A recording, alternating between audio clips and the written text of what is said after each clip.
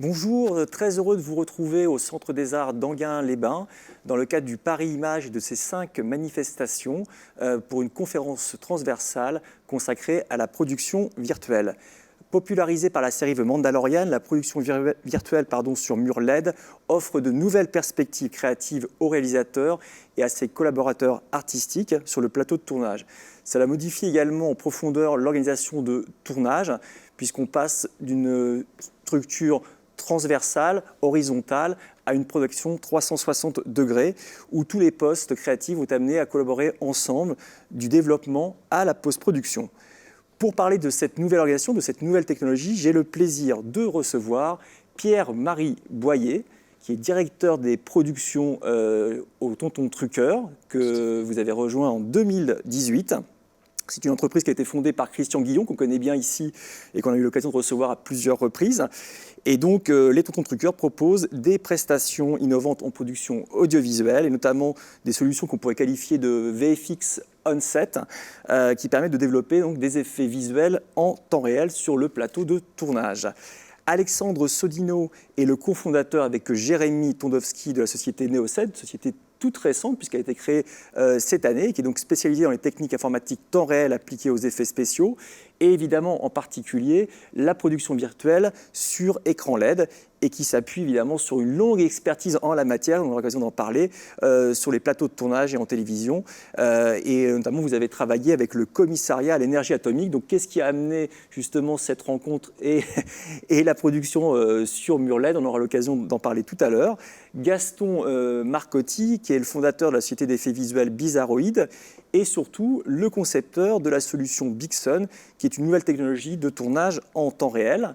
Et enfin, Mathias Schellbourg, qui est fondateur du studio de création immersive L'Atelier d'Aruma. Mathias, vous êtes multicasquette puisque vous êtes à la fois auteur, réalisateur et artiste immersif. Et on vous doit notamment de nombreuses productions VR, notamment Alice, qui a connu un très gros succès dans les festivals internationaux. Et vous êtes à la frontière du théâtre, du jeu vidéo et du cinéma d'animation.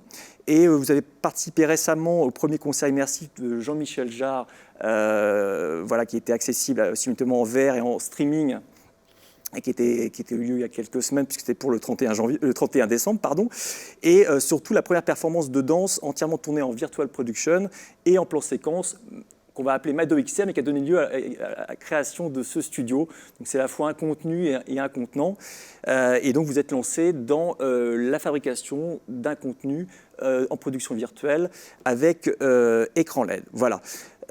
Pour démarrer cette table ronde, l'idée c'est d'en savoir un petit peu plus sur la production virtuelle, mais surtout la manière dont ça va permettre de faire évoluer la relation de travail, les évolutions sur le plateau de tournage. Et en quoi ça va changer, évidemment, les méthodes de travail pour l'ensemble des postes techniques sur un plateau de tournage. Et avant d'engager plus longuement le débat, l'idée c'était d'évoquer justement, faire un petit peu un point, un petit tour d'horizon des différentes techniques en matière de production virtuelle, parce que c'est vrai qu'en ce moment on parle beaucoup de tournage sur écran LED, c'est vraiment la grande tendance du moment, mais la production virtuelle et le temps réel, c'est bien sûr d'autres choses. Et je voulais commencer avec Pierre-Marie parce que c'est une technologie que vous expérimentez depuis maintenant plusieurs années, notamment à travers une série qui est diffusée sur France Télévisions, Un si grand soleil. Et voilà, donc c'était intéressant justement d'avoir un petit peu votre premier retour d'expérience sur ces diverses technologies. Tout à fait. Merci Yann de nous accueillir au sein de cette table ronde. C'est vrai que nous, on ne fait pas directement de la LED, mais par contre, ça fait déjà quelques années qu'on travaille. Ça fait maintenant 600 épisodes, donc quasiment 3 ans qu'on travaille avec de la production virtuelle. Donc nous, on est, comme je l'ai dit, l'étape d'avant, c'est-à-dire qu'au lieu d'avoir un écran LED dans lequel on va diffuser ces décors augmentés, on va dire, ces décors 3D, temps réel, au lieu d'avoir un écran LED sur lequel on les diffuse, on va utiliser la bonne vieille méthode du fond vert, donc du green screen. Alors ce que je propose, c'est les images viennent d'être lancées, donc peut-être d'en dire quelques mots et de les Tout à fait, commenter. Donc, nous, on a vraiment vocation à on va dire, pousser les murs du studio en faisant croire qu'on tourne dans des environnements réels. Donc pour cela, on va utiliser ce qu'on appelle des découvertes. Et donc découvertes, c'est derrière les fenêtres ou derrière les portes, comme vous pouvez le voir ici. On va aussi également faire de l'extension de décors numériques. Donc là, avec une nécessité, en tout cas, de précision un peu plus importante, hein, parce que lorsqu'on raccorde du réel à du virtuel, tout l'enjeu, en effet, est que les deux matchent. Donc c'est vraiment important d'avoir un peu plus de précision lorsqu'on fait de la prolongation de décors virtuels par rapport à de la découverte. Donc c'est des choses auxquelles nous sommes maintenant confrontés depuis quelques années. Et il faut voir en fait que ce sont les prémices, hein, de cette techno LED, car il y a quand même en commun de nombreuses fonctions et de nombreuses opérations qu'on va devoir faire, y compris avec les LED, hein, qui est une technologie que nous aussi, sur laquelle nous sommes en train de faire un peu de recherche et développement dessus. Mais les opérations qui sont donc le tracking caméra et le rendu d'image temps réel sont déjà des opérations que voilà, nous investiguons et nous travaillons depuis quelques années et sur lesquelles nous perfectionnons, on va dire, chaque jour grâce à ce tournage quotidien. Néanmoins, voilà, la différence, on va dire, avec un système qui va permettre donc de projeter l'image sur un écran LED, c'est qu'on va s'éviter l'étape de keying, donc d'effacement du verre, et que directement dans la caméra, on va être capable de voir l'image compositée, comme on dit, sans avoir à faire d'opération en post-production. Nous également, on est capable d'afficher cette image compositée sur le plateau. Néanmoins, elle nécessite un traitement numérique supplémentaire. Et avec les limites qu'on connaît du keying, c'est-à-dire, voilà, bien sûr, avec beaucoup de temps, on peut arriver à des résultats extrêmement satisfaisants, voire excellents. Mais en l'occurrence, lorsqu'on tourne sur une production quotidienne avec les temps de production qui nous sont alloués, c'est vrai qu'on ne va pas être à 100%, on va dire, de diffusion de plans truqués, diffusés tels quels, mais on va devoir de temps en temps passer en post-production, alors qu'en effet, la promesse, en tout cas affichée pour les écrans LED, c'est d'essayer d'avoir un compositing le plus précis possible directement dans la caméra. Pour cela, voilà, il y a encore, il y a du boulot, mais on commence déjà à toucher une mise en œuvre vraiment intéressante sur certaines productions qui vont nous être présentées ici.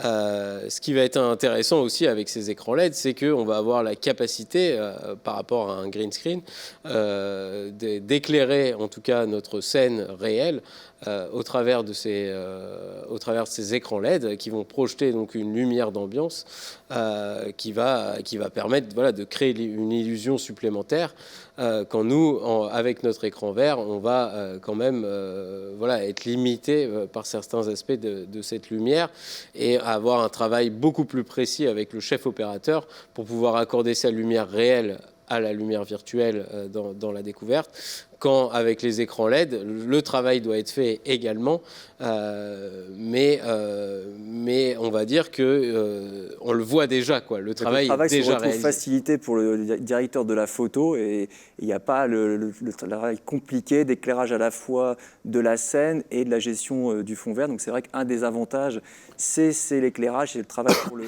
chef opérateur. Et donc justement, cette solution-là, Alexandre, vous avez eu l'occasion de l'expérimenter dernièrement lors de production. Et ce que je vous propose, c'est qu'on regarde une petite démo de ce que vous avez pu réaliser, de façon à ce que vous puissiez la commenter et qu'on discute justement de votre retour d'expérience aussi sur l'utilisation d'écran LED. Voilà.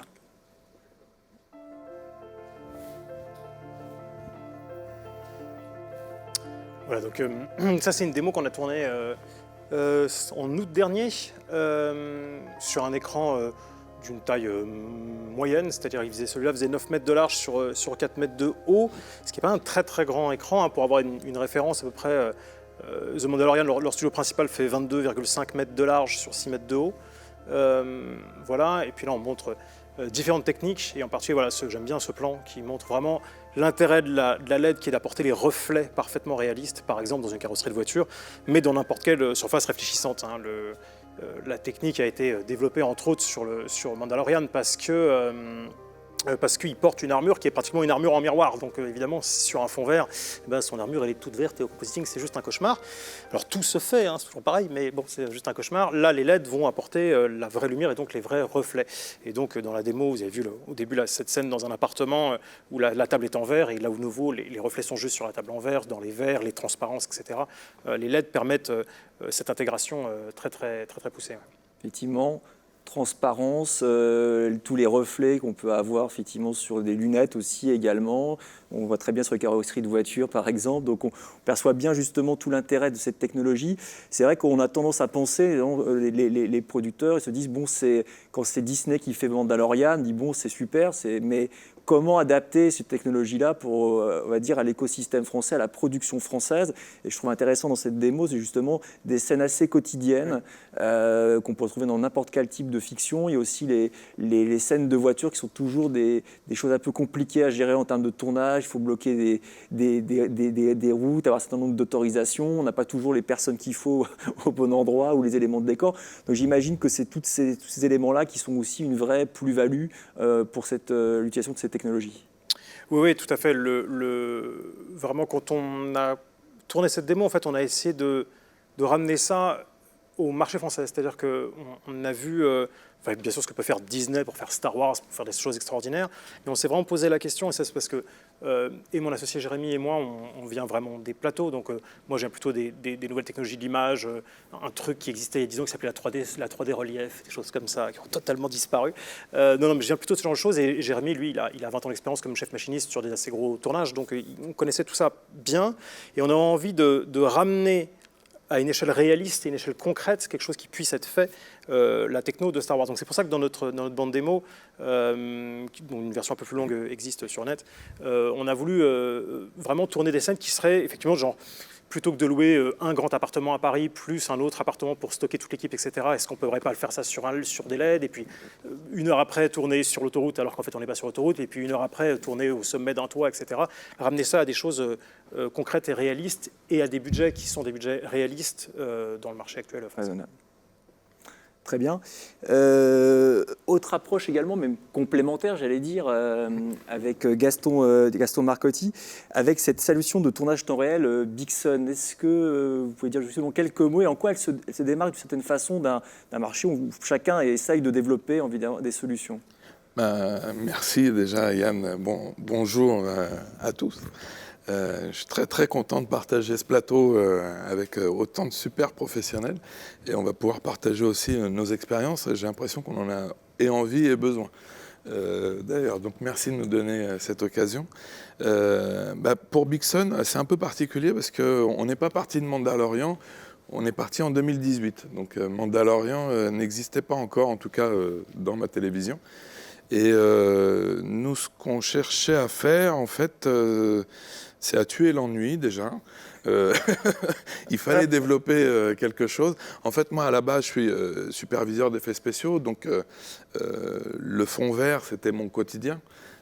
Et ma punition aussi, quelque part. Parce que le fond vert, personne ne filme sur fond vert avec une certaine appétence, une envie. Enfin, c'est remarquable d'ailleurs. Résistance psychologique. Désolé. En fait, ça embête autant les gens du tournage que les gens du VFX. C'est exactement ça. C'est-à-dire que voilà, il faut faire preuve d'énormément d'astuces, justement, ce que vous faites là. Pour contourner le problème et puis pour avoir une vraie solution à temps réel. Donc pour nous, le fond vert, ça a toujours été ça. Et puis, de par mon passé de graphiste, et j'ai commencé à la restauration numérique chez Éclair, j'ai restauré énormément de films, de vieux films, d'accord, où on conduisait et derrière, on projetait la ville. Et donc ça, c'était pour moi les meilleurs effets en fait. Et ce n'est pas des effets technologiques où la technologie prime avant tout, ou des effets à millions ou tout ça. C'est plutôt des effets où il y a énormément d'intelligence qui a été développée en amont. C'est-à-dire qu'il y a une équipe qui tourne les premières plates dans le bon axe. On va réfléchir au plan d'abord et puis après on les projette en amont après, et puis après, avec du décor, avec énorme le directeur de production qui manage tout ça, tous les acteurs du film prennent part à ce plan et à la réussite de ce plan. Et c'est pas une question technologique au final, c'est une question plutôt d'intelligence et d'expérience de tous qu'on ramène en amont. Le problème du fond vert, comme j'ai vu ce glissement, en tout cas, et j'ai participé à ce glissement, c'est-à-dire que la question qu'on se posait toujours, c'est qu'est-ce qu'on va mettre dans ce fond vert ? Et finalement, très souvent, j'en suis arrivé à la conclusion que 90% du temps, on ne savait pas ce qu'on était, pour quel fond on était en train de filmer. Et ça aidait certainement pas l'acteur, l'actrice, ça aidait pas le réalisateur, ça aidait personne sur le plateau. Voilà, il fallait faire comme si. Et voilà. Donc cette idée de remettre au goût du jour, encore une fois, une très vieille idée de projection arrière, avec des outils aujourd'hui qui étaient mûrs. Les caméras ont fait un pas énorme en termes d'ISO, de sensibilité, de dynamique. Les écrans LED arrivaient à une maturité extrême, et puis le temps réel qui est par le moteur de jeu. Donc aujourd'hui, on va parler d'Unreal, mais il y a Unity, il y a CryEngine, il y a Notch, il y a beaucoup d'autres acteurs dans le temps réel. Et puis il y a le tracking. Tout ça mis ensemble, on arrive à cette solution qu'on voit aujourd'hui, et c'est vers ça qu'on s'est dirigé. Donc en 2018, c'était la première idée, et de manière très étonnante, en fait, quand on en a parlé, on s'est rencontrés à ce moment-là. Ça devait être en avril-mai. C'était en 2020, sachant qu'en 2019, Unreal avait lancé sa première démo, on s'en souvient tous, à l'automne 2019, donc juste avant Mandalorian. Tout le monde disait c'est incroyable. Quelques semaines après, on a découvert Mandalorian.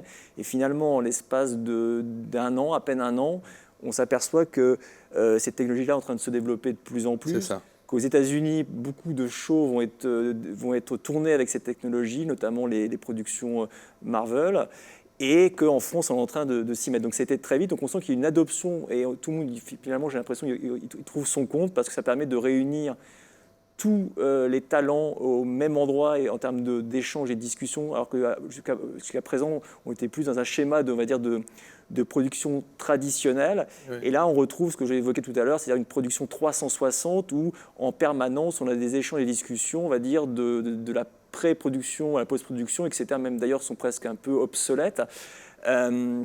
Et donc, en quoi peut-être... on a discuté des avantages, on voit les avantages, par exemple, pour le réalisateur. Donc je pensais à Mathias pour le coup, parce que quand les réalisateurs, tout d'un coup, on se dit tiens, je perçois très concrètement ce que ça va donner. Et puis j'imagine également pour l'ensemble du plateau de tournage.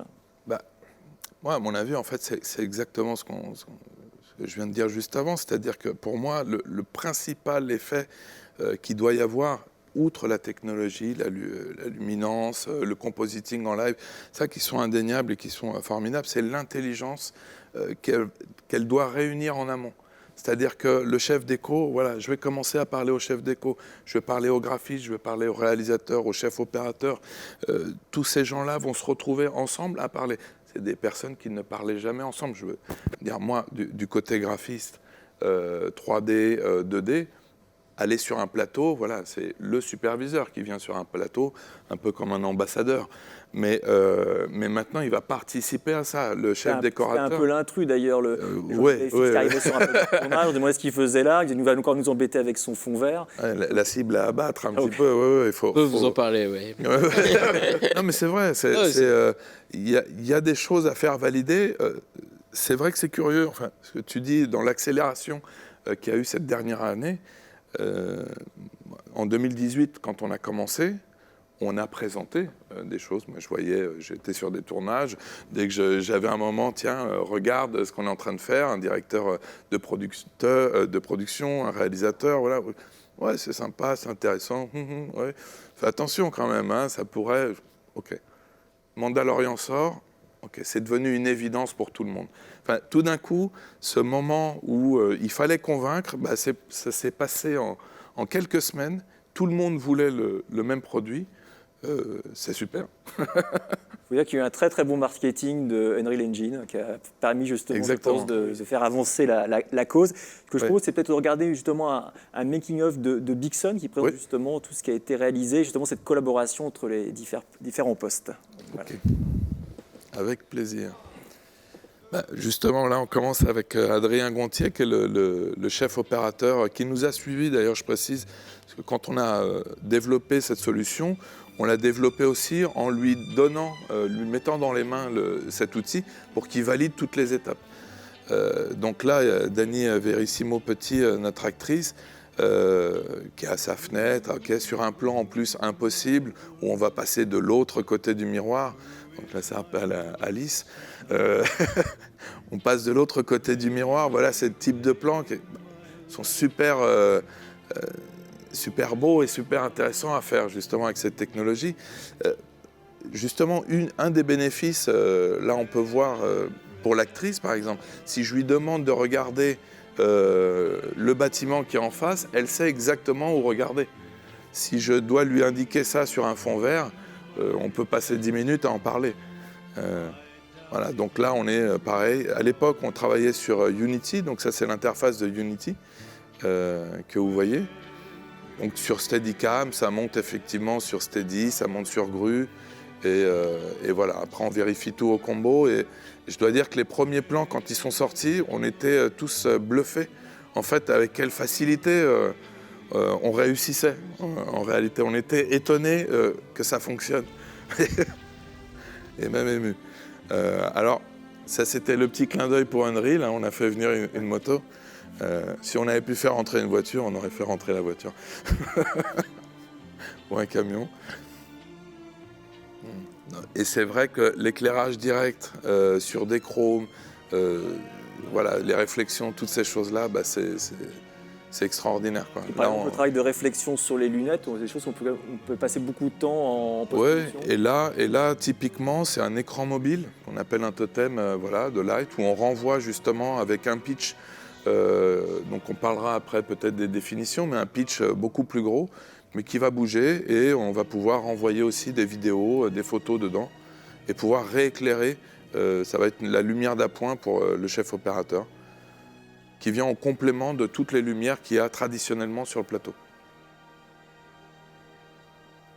Et un grand merci à toute l'équipe qui était là. D'ailleurs, je les salue, c'est l'équipe de Phosphore qui ont dit merci, parce qu'il y a eu beaucoup... Parce qu'il faut les écrans pour faire ça. Il faut les écrans, il faut l'énergie, et puis il faut des gens qui croient finalement à tout ça. Parce que c'est...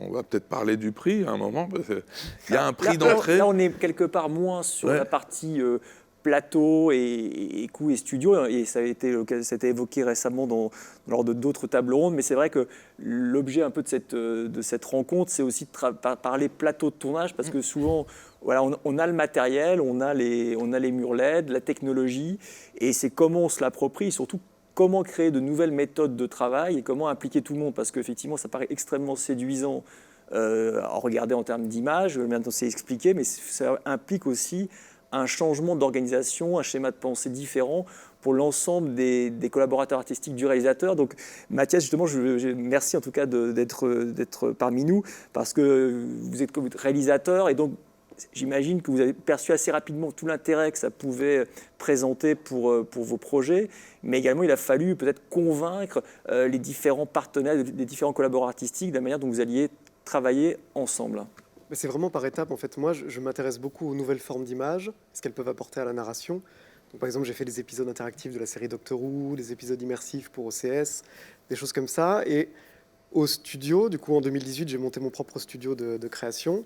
Et on s'est rendu compte que la bijoute commune à tous nos films, quels qu'ils soient, et avec différentes typologies, ça devenait vraiment le temps réel. D'abord en outil de prévise, et puis au fur et à mesure, carrément en outil de production. Et on s'est rendu compte que sur la VR, nos prods étaient intégralement sur Unreal ou sur Unity.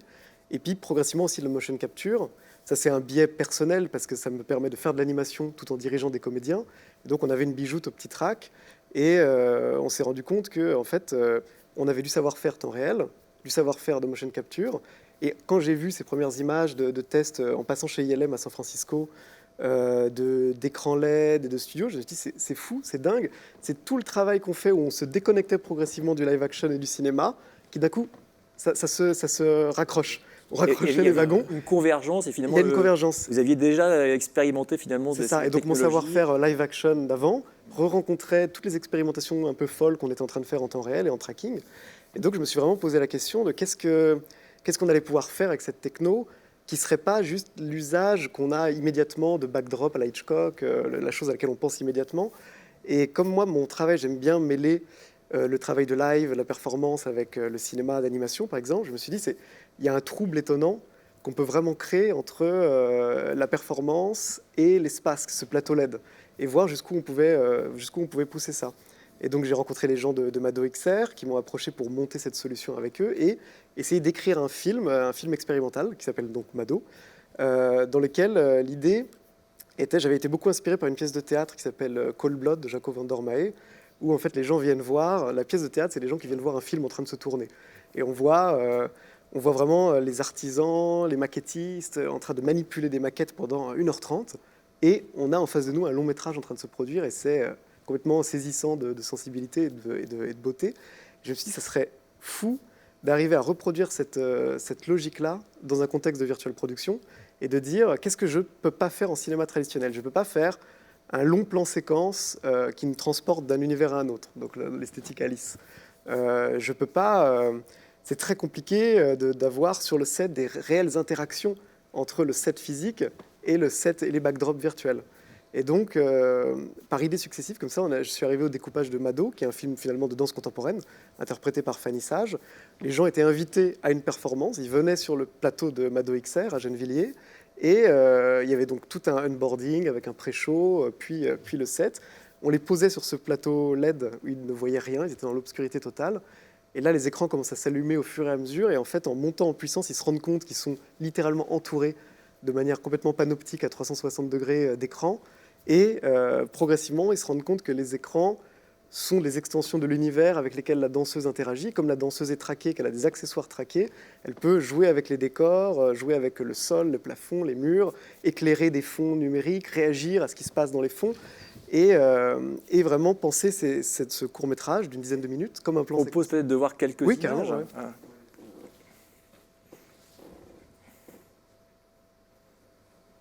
Donc, alors, ce qui était assez fou, c'est que du coup, on a littéralement construit le plateau pour créer cette performance. Très grosse installation quand même.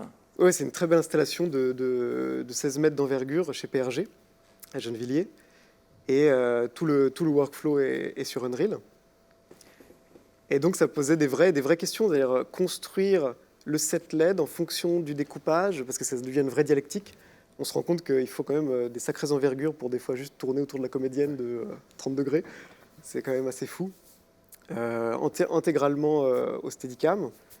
Et donc, la performance devient une chorégraphie entre la danseuse, les fonds, le Steadicammer, mais aussi tout un tas d'opérateurs live, puisque ce qui était fort avec cette idée, c'est que tout allait réagir de manière organique à la performance. Donc les lumières sont déclenchées, Unreal est piloté par un opérateur, le son est piloté en live par un opérateur, le tracking, les écrans. Donc il y a vraiment une armée d'opérateurs live comme au théâtre, qui sont en train d'opérer un show qui est en fait un plan séquence en train de se tourner. Et là, on voit différentes images comme ça d'interaction avec les fonds. Et en termes d'esthétique, c'est vrai que ça me plaisait beaucoup même d'assumer le trouble. Je sais que souvent, on n'utilise pas des sols et des plafonds en VP parce que c'est très dur à exploiter, on construit du physique. Moi, je trouvais ça intéressant d'assumer complètement ce sol artificiel qui parfois est une extension, parfois est un sol, et vraiment de construire comme ça le trouble entre le live et la prise de vue réelle. Et je sais que ça a beaucoup intéressé, par exemple, même le chef-op, Baptiste de Galzin, qui lui-même, dans sa démarche artistique de ciné, s'intéresse à l'utilisation de projecteurs plus de théâtre et de live. Enfin, c'est ça qui est assez intéressant avec cette techno, c'est que je trouve qu'elle crée une vraie convergence entre les différents supports, les différentes esthétiques. Et donc voilà, et je suis extrêmement chanceux d'avoir eu l'occasion d'expérimenter aussi loin, parce que là, il n'y avait pas un but de production industrielle impérieux. On a vraiment expérimenté avec un film d'art qui était aussi une performance. Et ça m'a permis d'avoir un premier contact avec la virtual production. Et aujourd'hui, je pense que j'en ai retiré beaucoup d'apprentissage sur la manière de découper quelque chose, de travailler avec des équipes, sur qu'est-ce que ça apporte à la mise en scène, qu'est-ce que ça alourdit, quelles sont les fausses bonnes idées. Il y a beaucoup de fausses bonnes idées. C'est qu'on arrive sur un plateau comme ça en se disant ça va faciliter des choses, et en fait ça en complexifie certaines et ça en facilite des auxquelles on n'aurait pas du tout pensé. Donc voilà, je pense que ça c'est vraiment les premières étapes. Il y a l'aspect technologique industriel qui est vraiment en cours. Je pense que des plateaux vont ouvrir de partout. Et puis ça va encore continuer à évoluer. Ça va continuer à évoluer. Je pense qu'il n'y aura pas que Epic, Unreal et Display. Il va y avoir tout un tas de technologies sur le marché. Donc là, la question, c'est comment les artistes, les metteurs en scène vont s'emparer de ces outils-là, découper des films, trouver le bon équilibre entre décors tangibles et décors en virtual production. Et qu'est-ce que ça va ouvrir aussi, à mon avis, comme nouveaux formats qui sont même pas du cinéma. Parce que moi, mon fantasme, c'est pour moi, un stage LED comme ça, c'est aussi un lieu expérientiel en soi. Donc je rêve d'une vraie convergence aussi, où le plateau de tournage est aussi un lieu d'exploitation. Parce que finalement, on est arrivé à un endroit du cinéma où, comme il y a très longtemps, comme il y a presque un siècle dans le cinéma, l'endroit de tournage est aussi l'endroit de projection, et vice-versa. Donc c'est assez étonnant comme retournement. Un peu comme si on bouclait, ouais, revenait aux sources vraie finalement du cinéma. Absolument, oui. Justement, quand il y a une nouvelle technologie, généralement, il y a des inquiétudes, ce qui est légitime dans certains corps de métier. Voilà, tout d'un coup, il y a une nouvelle façon de travailler, ça bouscule un petit peu l'ordre établi. On avait eu ça avec le fond vert, en disant, bah, tiens, je suis chef décorateur, est-ce qu'ils ne vont pas me piquer mon métier en créant des assets 3D? Comment justement ça se passe? Et qu'est-ce que l'arrivée de cette technologie, finalement, met un peu tout le monde d'accord, tout le monde se dit, mais tout le monde peut en tirer un bénéfice. Les gens de la lumière, on a perçu qu'ils avaient pour un vrai bénéfice de maîtriser beaucoup mieux la lumière. Quid, par exemple, des gens du décor? Est-ce que, par exemple, le métier de chef décorateur est amené à évoluer? Peut-être qu'on va parler de production designer, de gens qui auront à la fois une compétence sur le plateau de tournage, mais également travaillant sur des assets 3D. Comment voyez-vous justement l'évolution dans les mois, les années à venir sur ces sujets-là? Chez nous, en tout cas, c'est pas des évolutions, c'est d'actualité. Hein, pas tous les jours, mais mes collègues chefs décorateurs travaillent vraiment de très près avec nous pour plusieurs raisons. Certaines raisons techniques, hein, notamment, il faut masquer notre tracker de tracking dans le décor sans qu'il soit vu au cadre. Donc ça, déjà, il y a un travail qui est réalisé. Mais d'autre part, après, il y a ce travail qui doit être intégré pour en tout cas feinter l'œil du spectateur. Il faut vraiment que le décor réel soit en concordance avec le décor virtuel.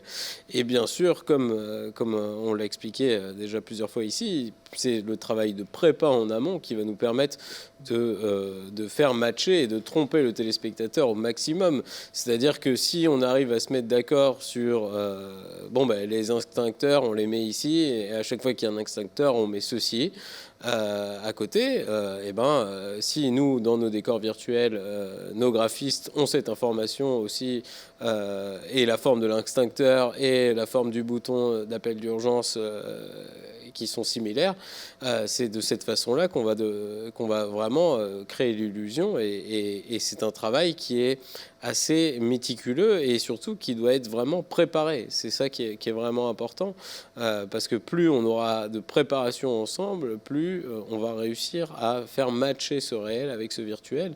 Et c'est un vrai boulot assez nouveau, hein, qui l'eût cru, je dirais, il y a 10 ans, que les chefs décorateurs viendraient tous les matins chez les graphistes comme tu l'évoquais, pour discuter de la forme de l'extincteur. Avant, c'était deux mondes qui ne s'étaient jamais parlé, quoi. Et même au début de la production, il y a 2 ans, ils disaient ouais, mais qu'est-ce que je vais dire à ton geek?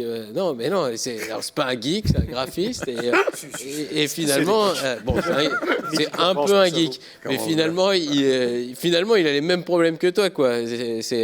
Toi, ton extincteur, tu vas le chercher je ne sais où, mais lui, son extincteur, il a une bibliothèque d'extincteurs. S'il l'a pas, il faut qu'il le construise. Au même titre que toi, voilà, quand le réal, il demande une table, le chef déco demande une table, voilà, il faut que ça matche avec le bon vouloir du réalisateur. Mais voilà, ces travaux sont en fait les mêmes. C'est le jus de cerveau qui permet d'y arriver. C'est vraiment le même pour le chef décorateur que pour le graphiste qui fait sa 3D. Et ça, c'est vraiment de la prépa, de la discussion, de l'échange, des astuces, hein, parce que par exemple aussi, et alors nous on le voit avec nos écrans verts, hein, trouver des bons la façon de bien délimiter le réel du virtuel, ces fameuses lignes de cache qu'on appelle dans le métier, comment les disséminer et comment faire en sorte qu'elles ne soient pas vues et encore moins interprétées par le spectateur comme la limite du décor réel par rapport au fond vert ou par rapport à l'écran LED. Ça, c'est des choses qui doivent être préparées, parce que si on ne les prépare pas correctement, après, l'illusion est assez vite perdue. Alors, le mot est lâché, préparation. On sait que c'est parfois difficile dans le domaine du cinéma français, toute cette étape préalable qui est complètement nécessaire avec cette technologie-là, parce on dit souvent on verra ça en post-prod. C'est vrai que le fond vert, finalement, ça permettait de se dire on ne sait pas trop ce qu'il y aura effectivement à l'image finale, on voit vaguement, mais on aura le temps d'y réfléchir ou d'ajuster en fonction au moment de la post-production. Donc il y avait un petit peu ce réflexe-là. Est-ce que le cinéma français, justement, est prêt, compte tenu de son habitude, de son organisation, malgré tous les avantages qu'on a évoqués pour le plateau en termes artistiques. Le truc, c'est que le temps réel, ce n'est pas de la magie. Ça, il faut qu'on en ait bien conscient. C'est que la 3D, on va devoir la fabriquer à un moment ou à un autre. Et c'est vrai que voilà, oui, quand on regarde notamment de nos amis américains, les tests et les différentes vidéos qu'ils produisent, on se dit c'est formidable, ça marche tout seul, ça marche en temps réel. En plus, on va sur le plateau, paf, c'est dans la boîte. Beaucoup de marketing. Oui, c'est vrai qu'après le plateau, c'est dans la boîte. Mais avant, il faut voir les années qu'ils ont passées à travailler sur leur décor. Les années, j'exagère. Mais en l'occurrence, c'est un vrai travail de préparation. C'est-à-dire que c'est le même travail qui était fait avant en post-production. On disait, maintenant, on a ça comme plan. On va voir ce qu'on met derrière et on va s'arranger. Mais là, ça marche pas. Ouais, il faut vraiment avoir préparé le set de telle façon, le set virtuel, j'entends, et le set réel d'ailleurs, comme on vient de l'expliquer, mais pour que ça matche l'un dans l'autre. Mais cette fabrication de la 3D, on ne peut pas y couper. Et elle nécessite un travail de pré-production et un temps de pré-production non négligeable. D'inverser un petit peu le processus peut-être. Et est-ce que les métiers justement de la prévise, de la visualisation, on parle maintenant, vont devoir être absolument nécessaires pour certaines séquences, justement pour préparer toute la manière dont va être organisé le plateau. On parle notamment de virtual blocking qui consiste à définir au préalable les différents éléments qui vont être intégrés, on va dire, à l'image finale. Est-ce que du coup c'est une révolution un peu complète finalement pour le cinéma français ?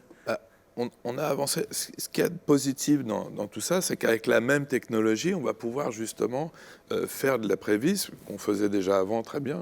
Et en France, il y a des sociétés qui sont très très bien placées. Pour faire aussi avec la même technologie, on va pouvoir faire du LED, mais on pourrait aussi faire du fond vert. C'est-à-dire toujours traquer, prévisualiser, c'est-à-dire qu'on ne va pas changer le set, la bijoute, la bijoute commune à tous, voilà, on a notre tracking et tout ça. Sur les étapes de préparation, on peut passer sur sur de la 3D low poly, intermédiaire, on va pouvoir après balancer, et puis pour le shooting, intégration avec écran LED et éventuellement même... j'ai vu que vous en faisiez de l'extension de réalité, voilà, ce genre de choses. Tout ça, c'est possible, mais ça participe de la même préparation. C'est-à-dire que le grand malentendu qu'il pourrait y avoir, c'est le temps réel, c'est la fabrication en temps réel. Non, la fabrication, c'est toujours comme avant. Il faut compter la post-production, elle est avant. Donc ça, culturellement, pour répondre à ta question, est-ce qu'on est prêt en France à ça ? Culturellement, à mettre la post-production avant, ça c'est une autre histoire. Et je pense que c'est un peu le travail qu'on est en train de faire ici, et qu'on a fait pendant quelques semaines, mois, années, c'est-à-dire à préparer les mentalités, mais il va falloir y passer. Il va falloir y passer, et il faut surtout avoir les structures qui puissent accueillir ça. Quel retour justement, Alexandre, des producteurs ? Parce que c'est important justement de voir est-ce qu'ils sont prêts à... Alors moi j'ai des retours assez concrets sur ça, parce que en fait quand on s'est lancé dans ces technos-là il y a un an, suite au PIDS d'ailleurs, où j'ai découvert la techno, mais techno sur lequel je travaillais déjà pour le commissariat énergie atomique depuis 2 ans, qui était quelque chose d'assez similaire, mais qui n'était pas exactement... Oui, ce qui m'a beaucoup intrigué d'ailleurs. Ah oui, parce que le CEA voulait... En gros, ils m'ont appelé un jour en disant genre en gros nous on veut Matrix, c'est-à-dire on rentre dans une pièce, paf, on est dans un autre monde sans casque virtuel, ce que vous savez faire. Et là on est là, on fait genre Oui, il faut réfléchir. Voilà. Et du coup, ça a fait 2 ans de développement. Et là, maintenant, c'est en démo à Grenoble. C'est leur showroom, en fait, pour présenter les technologies du futur. Pour ceux qui connaissent, c'est un cave. En gros, c'est un cave. Quoi, hein. C'est un cave. C'est un peu il est de forme bizarroïde, mais en gros, c'est un cave. Zut, j'ai perdu le fil. Juste donc pour revenir à la relation avec les producteurs. Oui, la relation avec les producteurs. Donc, en fait, nous, la stratégie, ça a été clairement de se dire, les early adopters d'une technologie comme ça en France, ça va clairement être plutôt le marché de la pub ou du luxe. Donc là, on a eu de la chance d'avoir comme premier client Dior, qui a fait ce show absolument délirant, qui est sur des écrans de 32 mètres de large, sur 5 mètres de haut, à l'Institut du cinéma, c'est absolument hallucinant. Et en fait, on s'est aperçu que de manière très organique, les outils dont on parle un peu théoriquement de prévisualisation, de préparation et tout, en fait, ça arrivait tout naturellement. Tout naturellement, ils nous ont dit, mais vous auriez pas avec votre truc, vous pourriez pas nous faire je sais pas, vous faites le trajet des mannequins et puis on suit avec le mouvement de caméra. Je fais, ouais, ça s'appelle une prévise en fait. La voilà. Ah oui, super, machin. Ah oui, pourquoi on n'a pas ça sur tous nos shows? Enfin voilà. Donc ça, c'est arrivé de manière assez naturelle. Et puis là, on travaille en même temps sur une grosse série française dont je ne peux pas citer le nom, mais qui est une belle série, qui est vraiment un chouette projet, où là, très naturellement, on voit exactement ce qu'on est en train de se dire, c'est-à-dire que tous les départements convergent, que ce soit le réal qui d'un coup dit « Ah mais en fait, là, je peux voir mes effets spéciaux à l'avance, et donc en fait, je peux tout modifier », le chef-op qui va nous dire « Alors attends, finalement là, 5600K, non, on va passer plutôt en 4800, est-ce que tu peux ?» Et hop, on bouge un truc en DMX et ça bouge à la fois sur le virtuel et sur le réel. Et puis, évidemment, chez Chef Déco, tout le monde vient voir, en fait, et ce travail de préparation devient quelque chose d'assez important. Ça, c'est pour la partie série télé. On était assez sûr que ça allait se passer en ce sens-là. C'est-à-dire que le côté plus industriel de la télévision par rapport au cinéma, qui est plus un artisanat en quelque sorte, enfin, ça dépend à quelle échelle, mais bon, bref, on était sûr que voilà, c'était par la télé que ça allait se passer, ces choses-là. Effectivement, c'est ce qui se passe qu'on constate.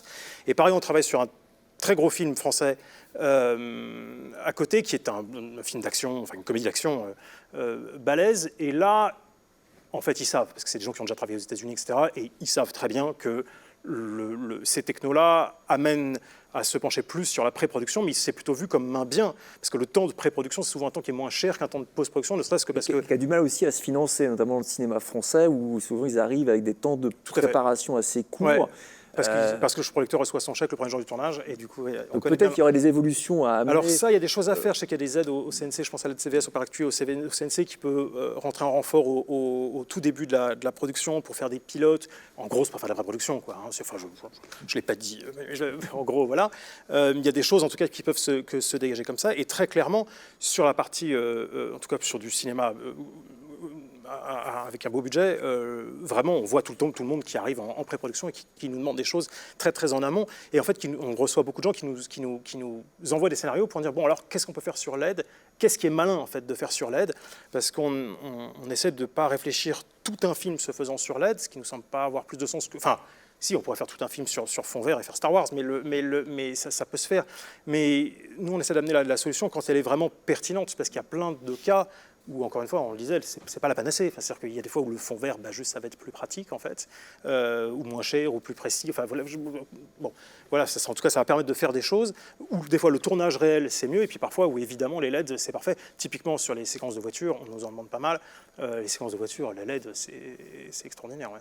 Oui, il y a aussi les conditions climatiques, évidemment, que ça peut-être pas toutes les séquences. Est-ce que justement le fait de décider en amont et pendant le tournage et que par le temps de post-production est très limité, ça veut dire qu'on peut difficilement changer la séquence telle qu'on l'a tournée, puisque le but du jeu c'est de s'être mis d'accord en amont. Est-ce que c'est plutôt bien accepté, enfin c'est accepté j'imagine, mais en tout cas dans les faits? Ce qu'on dit, c'est qu'en fait, il faut moins penser. La façon dont on tourne sur LED, c'est moins comme de tourner sur un fond vert, où en fait on verra en post-prod et on peut tout changer, que de tourner sur du réel en fait. C'est-à-dire qu'une fois qu'on a calé, c'est pour ça qu'on insiste sur l'importance par exemple de la prévise, mais en tout cas de bien savoir ce qu'on veut à l'avance, parce qu'en fait on va se retrouver comme dans un décor réel, où tout d'un coup si on se dit ah bah tiens, faut bouger le poteau, c'est comme en réel en fait. On verra en post-prod, on l'efface et on le bouge, mais voilà, l'idée c'est quand même d'avoir un contrôle maximal en pré-production, et puis même sur le plateau, parce que sur le plateau, il y a bien des cas où si le réalisateur dit finalement le poteau, je le veux là, on le prend, on le pousse, on appuie sur le bouton et c'est reparti. Enfin, voilà, c'est des changements qui peuvent être très rapides. On veut changer l'heure de la journée parce que finalement ce serait tellement plus beau en Magic Hour. On tourne un truc en DMX, il y a le soleil qui descend et on est au coucher de soleil pendant 8 heures si on veut. Voilà, ce genre de choses peuvent se changer énormément sur le plateau. Après, une fois que c'est tourné, évidemment, c'est comme quand on a tourné du réel, c'est tourné.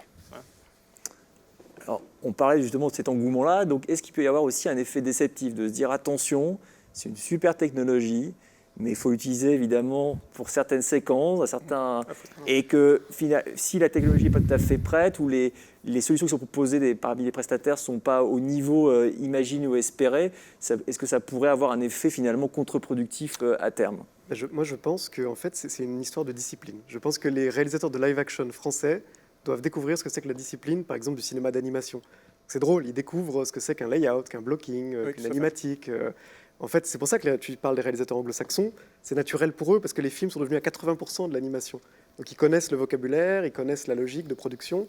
Donc, ça nécessite vraiment une vraie discipline de fabrication. Donc, il faut bosser en amont. Il faut bosser son découpage. Il faut rebosser son découpage en fonction de la réalité du set. Il faut rebosser son découpage en fonction de ce qui vient de la post-prod. Et je pense que c'est... D'ailleurs, on ne peut même plus dire post-prod, en fait. Oui, c'est ce qui vient des graphistes. Il faut dire graphiste. Ouais, tout à fait. Et après, c'est vraiment de l'humain, parce qu'en fait, ça nécessite d'avoir des leads qui ont les nerfs un peu solides, parce que c'est beaucoup de langues étrangères qui doivent se parler. Moi, je pense, par exemple, chef opérateur. Les gens sont victimes du marketing de Epic, qui est génial, de Mandalorian. Le chef op, il pense qu'il va arriver sur son set avec un iPad, qu'il va changer ses lumières et que ça va tout se connecter.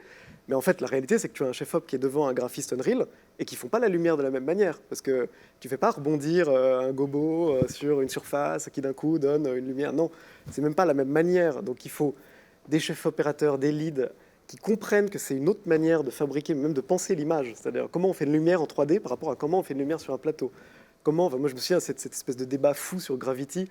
Pourquoi on a donné un Oscar à un chef opérateur qui a fait que de la 3D? Parce qu'il s'est intéressé. Il a fait de la lumière en 3D. Là, on va avoir ça aussi en virtual production, c'est-à-dire des leads qui vont se dire « Ok, d'accord, c'est ça Unreal, c'est ça tes limitations, explique-moi », qui va se poser avec un graphiste, qui va dire « Comment tu éclaires ce set? C'est quoi tes différentes techniques? C'est quoi tes projets? Est-ce qu'on peut aller plus loin ?» Qui saura, qui peut peut-être demander à un technicien d'aller plus loin, de lui fabriquer des outils. C'est toute une curiosité comme ça. Parce que, juste pour rebondir sur ce que tu dis, c'est pour ça qu'on essaie de s'adapter aussi à avoir une ergonomie qui est une ergonomie connue par les gens du milieu, parce qu'il ne s'agit pas que les gens soient effrayés en disant genre « Oulala, il va falloir apprendre un logiciel d'image de synthèse », c'est pas du tout ça. En tout cas, nous, on a vraiment essayé de développer des outils qui soient même ludiques, enfin genre des trucs où on appuie sur un bouton et on dit « Ah bah tiens, la lumière, ce serait bien qu'elle soit là », on tire sur un truc, il y a la lumière qui apparaît, ça c'est assez cool, et puis ça marche tout de suite, et puis avec des contrôles précis où on a un certain nombre de chefs opérateurs avec qui on travaille, qui nous ont donné les trucs, vraiment qu'est-ce qu'ils veulent, et puis qu'on est encore au tout début de cette techno, et donc de bien comprendre que tous ces outils, en fait, parfois il suffit de poser la question, et « Ah bah oui, bien sûr, je te le fais, ça prend 2 secondes », enfin voilà.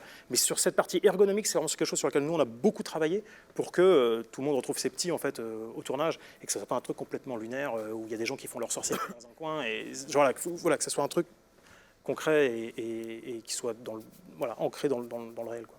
Est-ce que justement il y a des besoins en termes de formation? Est-ce quel rôle peuvent jouer également les écoles? Parce que ça change quand même les métiers du plateau. Est-ce qu'il y a des choses qui sont entreprises, que vous êtes en échange justement? Je pense à Pierre-Marie avec les écoles.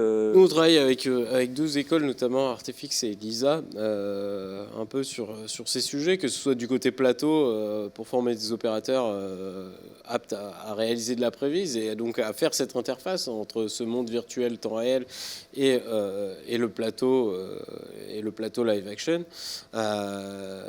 Donc, qui doivent avoir un peu cette double casquette, c'est-à-dire une connaissance un peu de la 3D et une connaissance du plateau pour pouvoir parler dans la même langue. Et eux sont les interprètes. Ils sont alors nous, on a pris plutôt des spécialistes. Nous, on a pris plutôt des DIT pour faire cette opération, ce qui nous a semblé le plus légitime. Donc, ce sont les DIT, qui font cette interface en fait entre cette 3D temps réel et le live action. Et ça, c'est extrêmement nécessaire, comme tu le précisais. C'est vraiment deux langues complètement différentes.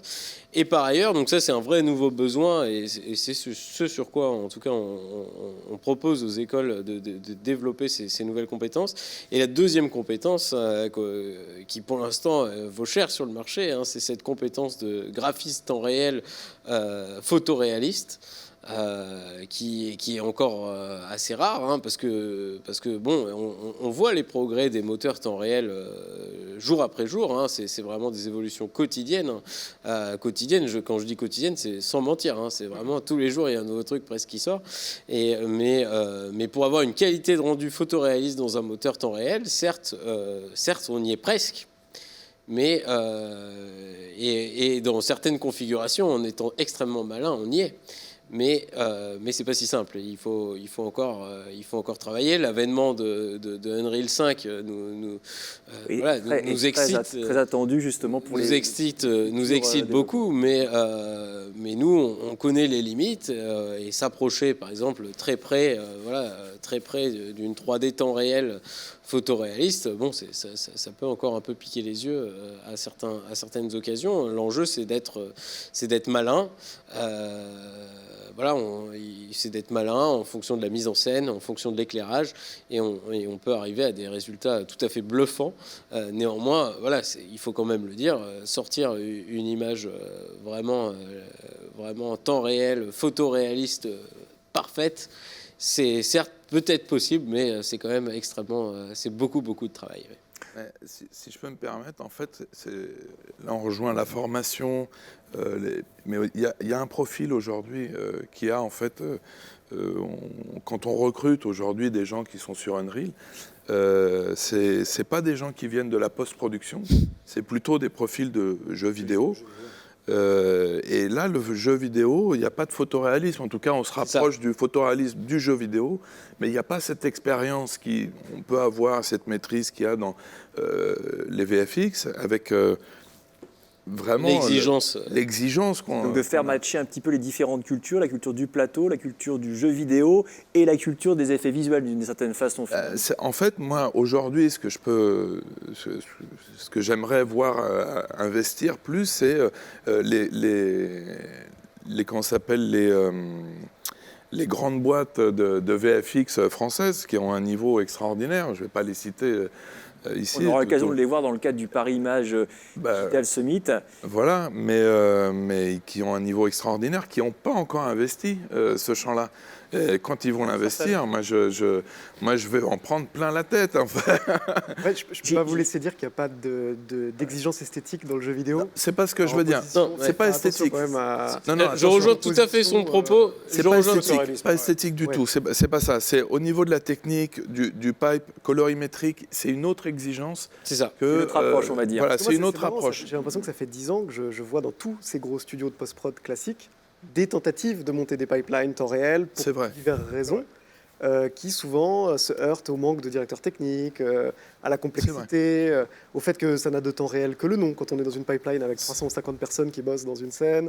Donc je pense que c'est vraiment pour moi pas des enjeux d'esthétique et plus des enjeux de montage de pipeline et de se dire, bon, j'ai mon pipe, il est rodé, il marche, est-ce que je remonte un pipeline à zéro pour peut-être aller attraper 2 tournages de Virtual Production dans l'année. Je pense que c'est des enjeux vraiment... Ce que ça provoque aujourd'hui... Chers amis, le temps réel file à toute allure. Désolé, on est rattrapé par le temps réel. Il est temps de rentrer l'antenne. En tout cas, je voulais vous remercier de cette discussion. Rappelez qu'il y a un guide qui a été édité par Unreal, qui s'appelle Virtual Production Guide, en attendant peut-être un livre blanc français justement présentant toutes les spécificités et les avantages de la production virtuelle. On aura l'occasion d'en reparler dès demain matin dans le cadre du Paris Image Digital Summit. Et on se retrouve, nous, ce soir, pour la cérémonie des Genie Awards. Merci à vous.